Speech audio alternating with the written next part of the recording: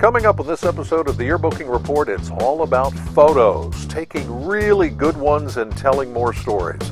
Want to really improve your book this year? Then here we go.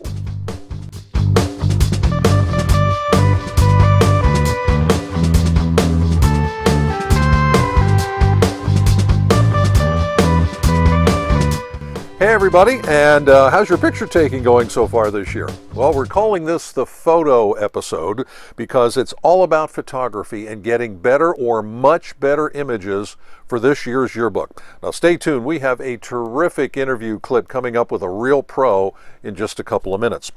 Now, if you have digital SLR cameras, that's the cameras with the big lenses, those are great, especially for sports games, a lot of action going on.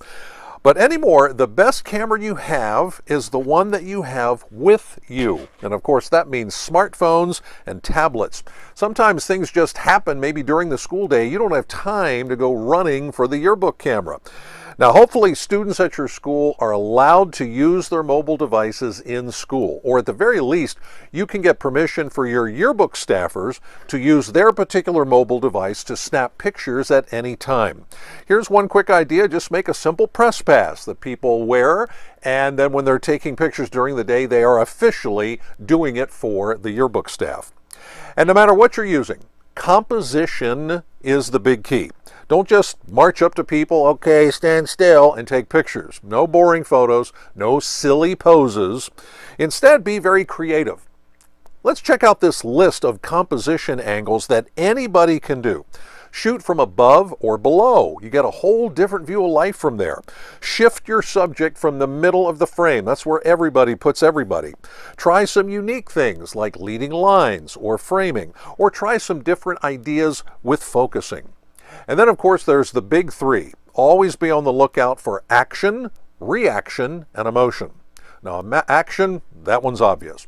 But a lot of folks don't take the time to get reaction. We do that all the time. So always have your cameras up and look for people's reactions to various things. And then, of course, we have emotion. And that is primarily right here, all about the face. Mad, sad, glad, happy, whatever it is. Get those kind of pictures and you become real storytellers. You can automatically improve your book just by improving the quality of your photos. And recently, we talked with a veteran photographer and photo teacher who gave us tremendous advice on improving your photo quality for this year's yearbook. Hello, my name is Mike McLean. I'm a professional freelance photojournalist based in Dallas, and I do a lot of consulting and a lot of curriculum development for Jostens. They're called my 3 simple steps for good composition. And the first one is to fill the frame. So that means get as close to the subject as you possibly can. The tendency when you're a young photographer or inexperienced photographer is to stay away from your subject matter. And because you're a little bit apprehensive, but that is counterintuitive to photography. So I always tell people it's best to get close to your subject matter. And when you fill that frame, it's going to eliminate all of the distracting elements. So filling the frame is the number one rule. And there's a very famous World War II photographer who said, if your images aren't good enough, it means you're not close enough. And that really still holds true today, is getting close to your subjects. And the second rule is control your backgrounds. And controlling your backgrounds sounds like a simple thing to do. But beginning photographers or people that are just starting to shoot, they focus their eyes on their subject, and they never really look beyond their subject for distracting elements.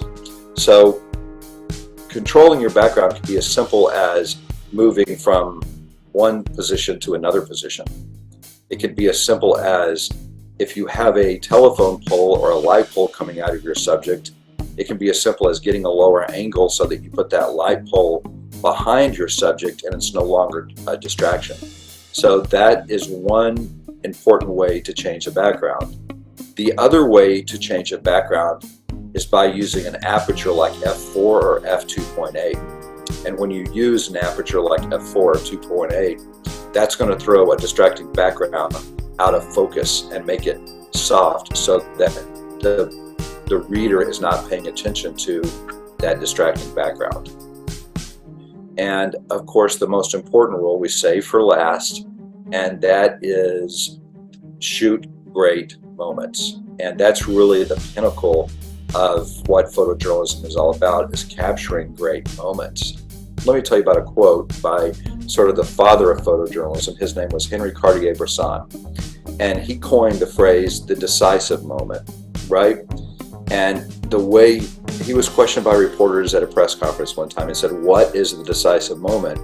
And he had a great answer. And the way he answered that question was, the decisive moment is when all the key storytelling elements come together in a split second.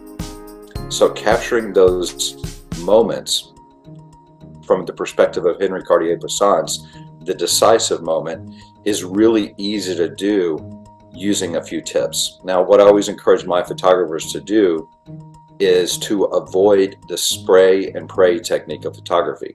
I just watched it this past weekend. Photographers will go to an area and they'll shoot a few photos over here, and they'll shoot a few photos over here, and then they'll shoot a few photos over here. And those might be okay photos, but what I tell my students to do is focus on people's reactions. Focus on elements of expression. Focus on little simple things, because in photography, good moments happen with just a simple expression, a simple reaction. Those really are what we define moments as. In order to get those moments, you have to shoot a lot of almost moments, right? So all those almost moments are moments that happen in anticipation of getting that moment.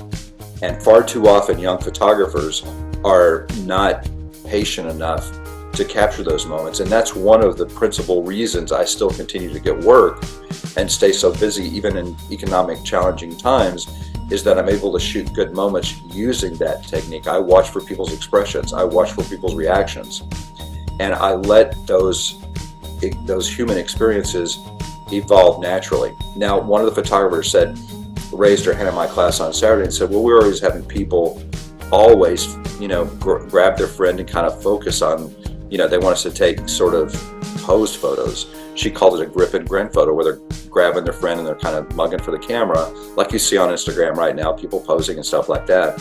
She says, what do you do about that? And my answer was, whenever somebody poses for me, I immediately give them a nonverbal communication, which is, I'm going to use this phone that I have used before on assignments. So as an example, if someone's posing for me and they're just mugging for the camera, I'll bring my camera down and immediately just kind of turn down, and that's a nonverbal communication that lets my subject know, hey, he's not interested in taking pose photos. Very often I will tell people, hey, I can't get pose photos because I'm not allowed to shoot those. So when I was a high school kid, my journalism teacher, we were shooting film in those days, my journalism teacher said, we will absolutely not waste money shooting pose photos of people, mugging for the camera, because that's not what we do in Yearbook world. We're shooting photos that tell stories. And those photos, the people, if you shoot those photos, it encourages people to behave like that at, pep rallies or football games and things like that. We really want to do our best to capture spontaneous, candid moments.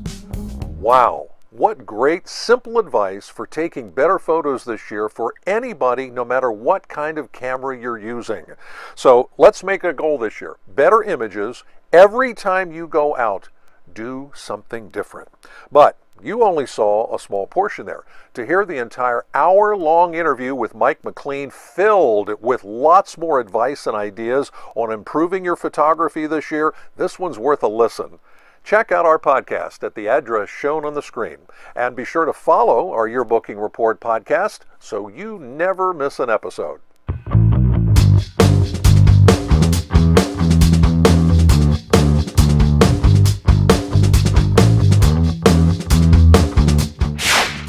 And finally, this interesting piece of advice.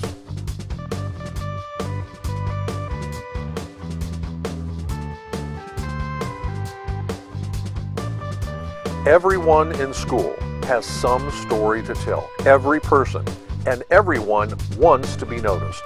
So the big question for this year is, how many stories will you tell this year? That is the mark of a great yearbook effort. Thanks again for watching.